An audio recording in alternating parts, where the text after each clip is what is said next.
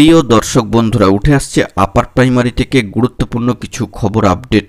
গতকালকে mat case turnover হয়ে গিয়েছে, ব্রেকিং একাধিক তথ্যাদি উঠে এসেছে, যা ব্যাক টু ব্যাক ভিডিও করে আপনাদের মাঝখানে প্রোভাইড করেছি। আপনারা কিন্তু যথেষ্ট পাশে থেকে আমাদেরকে উৎসাহ দিয়েছেন। তো সেই দিক থেকে আরও কিছু জরুরি তথ্য গতকালকের হিয়ারিং থেকে উঠে আসছে, যেগুলো কিন্তু এখনও জানা প্রয়োজন, কারণ কার্যক্ষেত্রে এগুলো কোন দিকে আবার টার্নওভার হবে সেটাও কিন্তু এখন দেখার বিষয়। তো সেই দিক থেকে দাঁড়িয়ে রি-এভলিউশন কেন হলো সে বিষয়ে কিন্তু স্পষ্ট যুক্তি উঠে এসেছে। অবশ্যই কি উঠে এসেছে না এসেছে সবটাই আলোচনা করছি।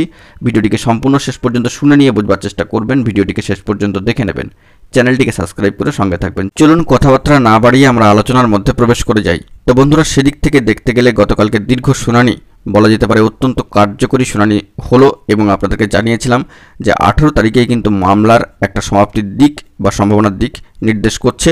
কার্যত সেটি কিন্তু ঘটে গেল, এবং পিটিশনারদের তরফ থেকে সম্মানীয় সিনিয়র অ্যাডভোকেট মহাশয়রা এবং বিশিষ্ট আইনজীবী মহাশয়রা কিন্তু বক্তব্য পেশ করেছেন। ক্রস আর্গুমেন্ট কিছু ক্ষেত্রে চলেছে, এবং দেখা যায় মঞ্চের তরফ থেকে সম্মানীয় বিশিষ্ট সাংসদ ও আইনজীবী মহাশয় তিনিও কিন্তু বক্তব্য পেশ করেছেন। তো সর্বোপরি বলা যেতে পারে যে এসএসসির তরফ থেকে ডক্টর পাত্র মহাশয় যে ব্যাখ্যা বা যুক্তি উপস্থাপন করেছেন, যে আর্গুমেন্ট দিয়েছেন, তা কিন্তু এক কথায় বলিষ্ঠ।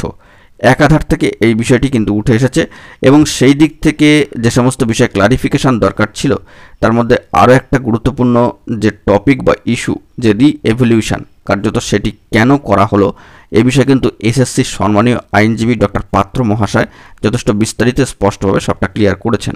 তো সেই দিক থেকে সম্মানীয় এসএসসি আইনজীবী মহাশয় জানিয়েছেন যে 2020 সালে একবার যখন প্যানেল বাতিল হয়েছিল পূর্বতন সম্মানীয় বিচারপতি ম্যাডামের নির্দেশ অনুযায়ী, তো সেই দিক থেকে সিঙ্গেল বেঞ্চের অর্ডার অনুযায়ী এই 2020 সালে যখন একবার প্যানেল বাতিল হয়েছিল প্রথমে, তখন সেই সময় সম্মানীয় বিচারপতি মহাশয়ের নির্দেশ ছিল যে প্রসেসটাকে, এই যে রিক্রুটমেন্ট প্রসেস, ইন্টারভিউ প্রসেস, তালিকা তৈরির প্রসেস, যাবতীয় প্রসেসকে সম্পূর্ণ ফ্রেশভাবে কিন্তু আবার করতে হবে। অর্থাৎ এটাকে কিন্তু মডিফাই নয়, এটাকে কিন্তু ফ্রেশভাবে তৈরি করতে হবে, এবং সমস্ত সিলেকশন প্রসেসটাই কিন্তু চেক করে নিয়ে করতে হবে, অর্থাৎ কোথাও কোনো ত্রুটি বিচ্যুতি বা এরর থাকছে কিনা।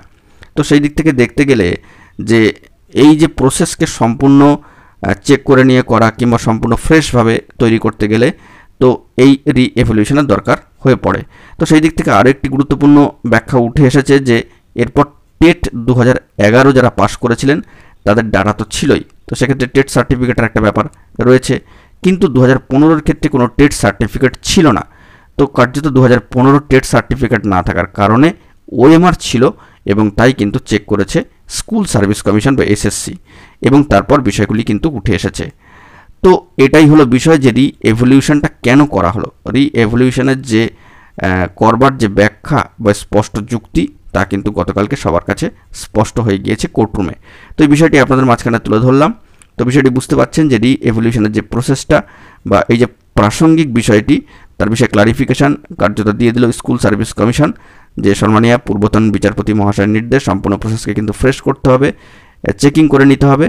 পাশাপাশি যে 2015-র টেট সার্টিফিকেট না থাকার দরুন ওএমআর ছিল বলে তাই কিন্তু চেক করেছেন এসএসসি। তো সব দিক থেকে বিষয়টা কিন্তু স্পষ্ট হয়েছে, এবং এই বিষয়টি কোর্টরুমে গতকালকে উঠে এসেছে। তো বিষয়টিকে আপনাদের মাঝখানে তুলে ধরার চেষ্টা করলাম। অবশ্যই এ বিষয়ে পরবর্তী ক্ষেত্রে আরও গুরুত্বপূর্ণ তথ্য থাকলে সবটাই কিন্তু তুলে ধরবো। এখন এই পর্যন্তই গুরুত্বপূর্ণ আপডেটগুলি পাওয়ার জন্য অবশ্যই তাই এখনই চ্যানেলটিকে সাবস্ক্রাইব করে নিয়ে সঙ্গে থাকবেন। ধন্যবাদ।